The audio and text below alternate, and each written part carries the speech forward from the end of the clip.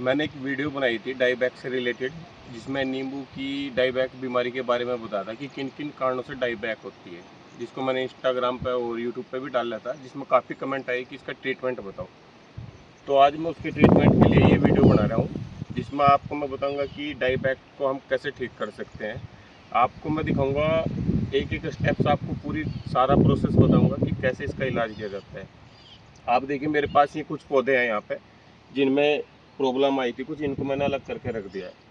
इन पौधों में किसी में डाईबैक की प्रॉब्लम थी, किसी में गुर्दे, इनको हमने अभी चेंज करके अलग अलग थैली में अलग से रख दिया ताकि इसका पता रहे। अब ये देखिए दोस्तों, सबसे पहला काम क्या होता है किसी भी पौधे में, यदि डाईबैक की प्रॉब्लम है, डाईबैक में जैसे ऊपर से नीचे की तरफ को सूखता जा रहा है, ये नींबू का ही पौधा है, कुमकाट वैरायटी का बारहमासी पौधा है।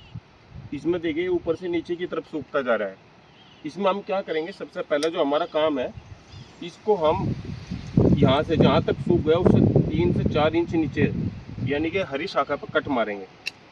ऐसे कट मार के इस डाल को भी यहाँ पे नहीं रखना, इसको बाहर निकालना है, खेत से अलग से फेंक देना है। और फिर जो ये कट लगा है, इस पर हमने नेक्स्ट प्रोसेस क्या करना है कि इस पर हमने सीओसी का पेस्ट लगाना है। सीओसी मतलब कॉपर ऑक्सीक्लोराइड का। इस पर हम कॉपर ऑक्सीक्लोराइड का पेस्ट लगा देंगे, जिससे कि यहाँ पर कंट्रोल हो जाएगा। सबसे पहला वर्क तो होता है ये। फिर सेकंड कंडीशन इसमें आती है कि फंगल अटैक भी होता है। यदि पौधे में हद से ज़्यादा डाईबैक आया हुआ है, फिर आपने इसमें स्प्रे करना पड़ेगा। सीधा स्प्रे करिएगा फिर कार्बेंडाजिम प्लस मैनकाजोब का। कार्बेंडाजिम मैनकाजोब एक कॉन्टैक्ट और सिस्टमेटिक दोनों में काम करता है। एक ऐसा फंगिसाइड है जो सीधा कॉन्टैक्ट में आते ही फंगस को ख़त्म करने की प्रक्रिया चालू कर देता है। तो सबसे पहले हम इसमें कार्बेंडाजिम और मैनकाजोब का स्प्रे करेंगे। कटिंग करने के बाद सबसे पहले पेस्ट किया, कटिंग करने के बाद पेस्ट लगाया, फिर हमने इसके बाद स्प्रे किया। नेक्स्ट डे अगले दिन हम इसमें स्प्रे करेंगे कार्बेंडाजिम प्लस मैनकाजोब का, जिसकी मात्रा होगी 2 ग्राम प्रति लीटर के हिसाब से स्प्रे कर देंगे। और यदि डाईबैक कम है, ज़्यादा अधिक मात्रा में डाईबैक नहीं हुआ है और कम है, तो फिर हमें क्या करना है, हमने इसमें सीओसी का स्प्रे करना है, कॉपर ऑक्सीक्लोराइड का, क्योंकि ये एक सिस्टमेटिक फंगिसाइड है जो धीरे धीरे प्रोसेस करेगा और लंबे समय तक उसका ट्रीटमेंट रखेगा। थर्ड कंडीशन में हम क्या करेंगे, यदि पौधे की जड़ों में फंगस है, तो फिर हमने जड़ों में भी ड्रिंचिंग करनी पड़ेगी कार्बेंडाजिम की। तो नीचे हम जड़ों में ड्रिंचिंग करेंगे कार्बेंडाजिम की 2 ग्राम प्रति लीटर के हिसाब से ही हम नीचे जड़ों में डाल देंगे, जिससे क्या होगा, नीचे से फंगस भी खत्म हो जाएगी। और इन केस यदि छाल फट रही है, यदि पौधे की छाल फट चुकी है, तो छाल जहाँ पर छाल फटी हुई है वहाँ पर हम सीओसी का पेस्ट लगाएंगे, कॉपर ऑक्सीक्लोराइड का। इसके साथ यदि हम इंसेक्टिसाइड भी मिलाना चाहें तो स्ट्रेप्टोसाइक्लिन भी मिला के दोनों का पेस्ट कर सकते हैं। ये दो कंडीशन तो हो गई इसकी फंगल को अटैक को रोकने की, यानी कि डाईबैक की प्रॉब्लम को कंट्रोल करने की।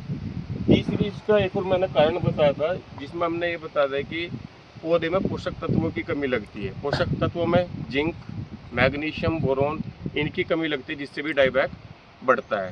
इसको कंट्रोल करने के लिए हमें क्या करना होता है, हम अपने पौधे पर, यानी कि हमने पहला कट किया, फिर उसमें पेस्ट लगाया, पेस्ट लगाने के अगले दिन हमने फिर इस पर स्प्रे किया फंगिसाइड का, जिसमें हम पौधे की कंडीशन पर स्प्रे करेंगे। कार्बेंडाजिम का यदि मात्रा अधिक है डाईबैक की, तो फिर हम कार्बेंडाजिम प्लस मैनकाजोब का करेंगे, और यदि कम है तो फिर सीओसी का स्प्रे कर देंगे।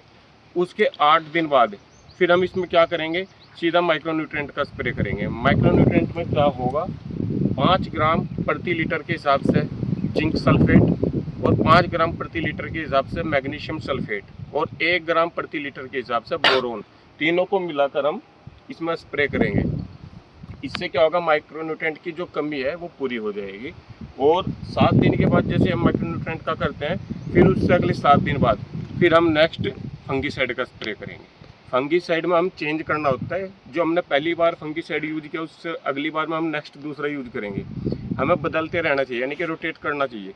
एक ही फंगिसाइड को बार बार यूज करोगे तो पौधा उसका हैबिचुअल हो जाता है, जिससे क्या है, पौधे को उतना इसका इफेक्ट नहीं आता। यदि हम दवाई को रोटेट करते हैं तो उस कंडीशन में क्या होता है कि रोटेट करने से पौधे पर उस दवा का बहुत अच्छा असर आता है। ये होगा इसका माइक्रोन्यूट्रिएंट का काम।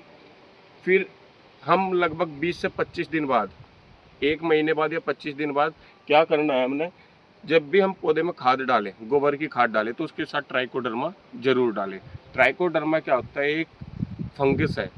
ट्राइकोडर्मा भी एक फंगस है और जो पौधे में लगती है वह भी एक फंगस है। ट्राइकोडर्मा क्या होता है, एक मांसाहारी फंगस है जो शाकाहारी को खाती है। ये कंडीशन में क्या करती है, वो इसके रूट पे जितनी भी फंगस आएगी या कुछ भी होगा वो उसको ख़त्म करने लगेगी। और ट्राइकोडर्मा वैसे भी मल्टीप्लाई होता जाता है, जैसे आप नीचे ड्रिंचिंग कर दोगे या खाद के साथ मिला कर डाल दोगे तो उससे क्या होता है, ट्राइकोडर्मा पूरे खेत में या आपकी बागवानी में पौधे के आसपास अच्छे से फैल जाता है और मल्टीप्लाई होने लगता है। तो आपसे मैंने इसके तीनों कारण बताए थे जो पिछली वीडियो में, उसका मैंने तीनों का आपसे ट्रीटमेंट बताया। यदि इन केस किसी भी भाई को और कोई जानकारी चाहिए किसी भी बीमारी से रिलेटेड नींबू की या कोई भी अदर समस्या है तो कमेंट कर सकते हैं। कमेंट में आप करोगे तो हम आपका रिप्लाई ज़रूर देंगे और कोशिश करेंगे कि अगली वीडियो में उसका भी समाधान ज़रूर बताऊं। यदि फिर भी कोई आपकी क्यूरी है तो आप देख सकते हैं मेरे ये जितने भी पौधे रखे हैं यहाँ पर, ये सारे इनमें प्रॉब्लम है, किसी में डाइबैक की प्रॉब्लम थी तो इनको मैंने अलग कर दिया है। अब इनकी कटिंग होगी फिर इन पर दवाइयाँ लगेगी।